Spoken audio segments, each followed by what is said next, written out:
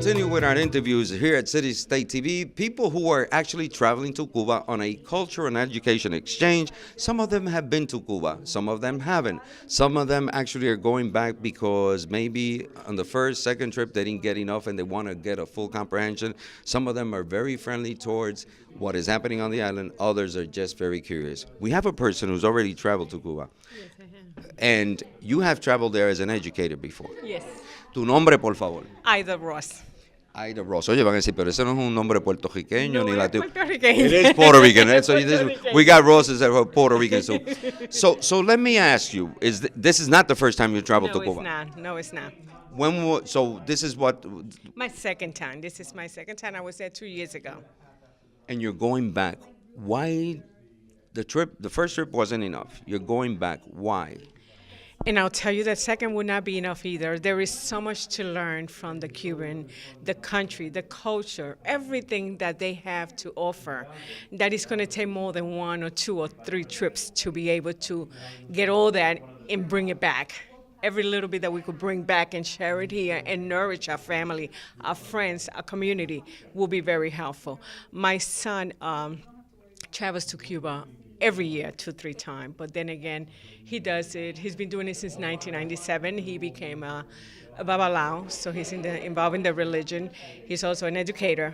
So we are meeting there, as a matter of fact. So we're going to have quality time, fun time, educational time, and of course money time. Because when a mother meets with the son, they go some of the money that's not planned. But by the way, for those viewers of City and State TV, a babalao is a high priest. If I would say, let me summarize it this way. Yes. Correct me if I'm wrong. A high priest of the Santeria, actually Lukumi religion, which is African-based. It is the main religion practiced in Cuba. There is religion in Cuba. It happens to honor African ancestry, the deities, so it involves all of that.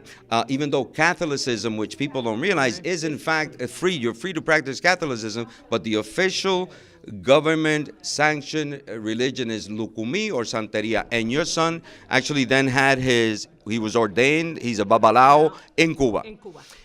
We can talk about that another time, but because I've heard stories about what happened and Fidel's devotion to Santeria and to Lukumi. But the fact, so he's there a priest, and I assume that he travels back and forth because he has then ahijados, which are Right. the people he brings into the Santeria or the Lukumi religion. Yes, that's absolutely right. So you're already immersed in the culture, the official religion of Cuba, Yeah. and so your son is a babalao, which is not easy to do. It takes a lot of study, I'll have you know. So it's interesting because you go at it from a cultural, educational, and a religious perspective. Yes, definitely. What have you found that in terms of what is the one thing that we don't get right in the United States about Cuba and Cuban people, the government on one side and then the Cuban people? The unity. The unity in the Cuban community, the Cuban people, the respect for each other, the communication they have for each other. I'm also very involved in my union. I'm DC 37, Local 372. And again, I repeat, I wish I could bring back some of that information, some of that unity, some of that love, some of that respect, and share it with my members, my colleagues, the young lady you interviewed prior to me as a teacher at my school, at the school that I work at.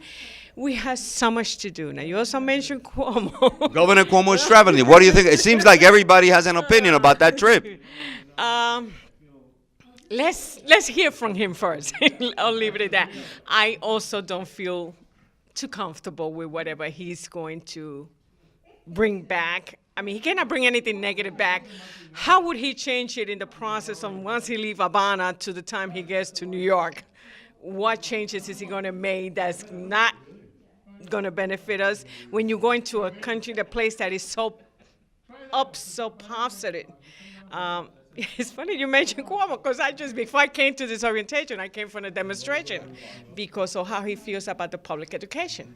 And I have an issue with that, being involved in the public system. I've been in the school system for 30 years. And he keeps fighting for charter school. And that's a whole different interview altogether. But the charter school and the public school and the way he's handling it, and it's a shame because his mother was a public school teacher. So where did he change his mind, or what's going on is I guess we'll see what happens. Hopefully, he comes back with a better attitude and a better way of handling the situation that we're dealing with in school. You don't think he's going to try to start the first charter school in Havana, do you? He better not. Not while I'm there. Not while I'm there. He's not. Absolutely not. Miss Ross, thank you so much. You're I hope your welcome. trip goes well. Thank you. And H para ti, para tu hijo, H para ti. Thank you so much for City and State TV, Gerson Borrero, and another person who's curious and fond of Cuba and not too happy with you, Governor Cuomo, about many things. We'll be right back.